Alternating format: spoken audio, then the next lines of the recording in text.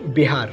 दोस्तों, बिहार सुनते ही हमारे दिमाग में हमारे पिछले कई साल गुजरे उस छवि में चली जाती है, जहाँ पर एक वक्त में बिहार को उसके यूनिवर्सिटी, उसके शिक्षा, ज्ञान और बहुत महापुरुषों के लिए जाना जाता था।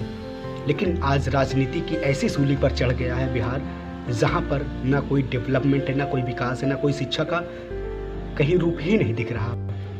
वो बिहार जो अपने इतिहास, अपने उन सभी चीज़ों के लिए जाना जाता था, आज वो बिहार इतना पीछे कैसे हो गया? आज उस बिहार की कंडीशन इतनी ख़राब क्यों हो गई?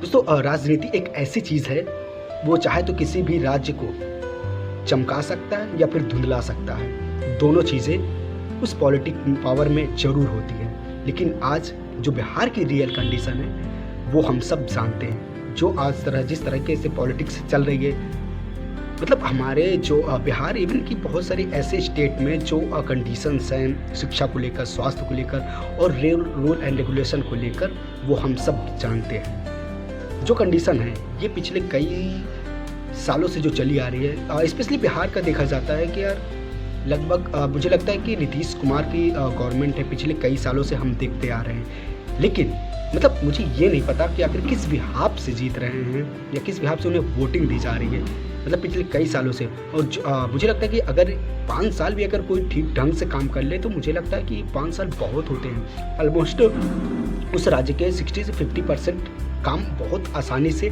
किए जा सकते हैं। लेकिन क्या हो रहा है? नीतीश कुमार को कुर्सी चाहिए, और जो भी देखा जाता है कि बहुत सारे ऐसे कंडीशंस हैं जो वहाँ पर, आई थिंक मुझे लगता है कि पॉलिटिक्स एक अलग वे है, लेकिन जो कार्य है एज अ मुख्यमंत्री, एज अ सीएम के तौर पे, अगर ऑनेस्टली से अगर कोई काम किया जाए या किसी भी चीज़ को लगन से या फिर किसी चीज़ को अगर, मुझे लगता है कि करने के लिए 5 साल बहुत होते हैं। लेकिन नीतीश कुमार की सरकार पिछले 10-15 सालों से या फिर उससे ज़्यादा, आई थिंक मेरी नॉलेज में थोड़ा कम है, लेकिन आई थिंक मुझे लगता है 10-15 साल बहुत है। और इस पूरे साल में मुझे लगता है कि जिस तरीके से नीतीश कुमार गवर्नमेंट में रहे हैं, वो आज बिहार की रूपरेखा सब कुछ बदल सकते थे। और आज के टाइम पे अगर सबसे अगर शिक्षा का कहीं अभाव है, तो वो है बिहार। मैं सभी बिहार के लोगों से ये पूछना चाहता हूँ, आप किस बिहार से चुनते हैं नीतीश कुमार को या वोटिंग करते हैं? किस बिहाफ से या किस अकॉर्डिंग, किसके अकॉर्डिंग में तो नहीं समझ में आता। हालांकि पार्टी देखा जाता है तो गठबंधन या फिर इधर उधर करके तो वो बना ही लेती है सरकार। लेकिन क्या सरकार को ये सारी चीज़ें नज़र नहीं आती कि हमारे देश के युवाओं या हमारे देश के लोगों की क्या ज़रूरत है, क्या डिमांड है?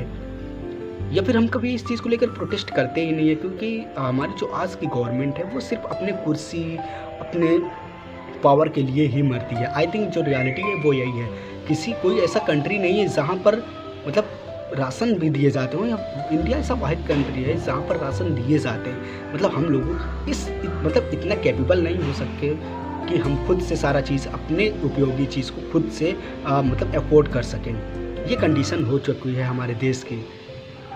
शिक्षा का तो मतलब, और स्वास्थ्य का तो क्या ही कर सकते हैं, बहुत कंडीशन ख़राब है इन समय। मुझे लगता है कि यहाँ पर एक नए माइंडसेट के साथ, एक नई ऊर्जा के साथ, एक ऑनेस्टली के साथ मुझे लगता है कि कोई ऐसा पॉलिटिशियन अगर आए, तो आई थिंक मुझे लगता है कि अगर वो ईमानदारी से करेगा तो कहीं ना कहीं कुछ चीज़ें कुछ हद तक ठीक होने की संभावना है। अदरवाइज़ सारा चीज़ तो चल ही रहा है वैसे, और वैसे ही चलता रहेगा।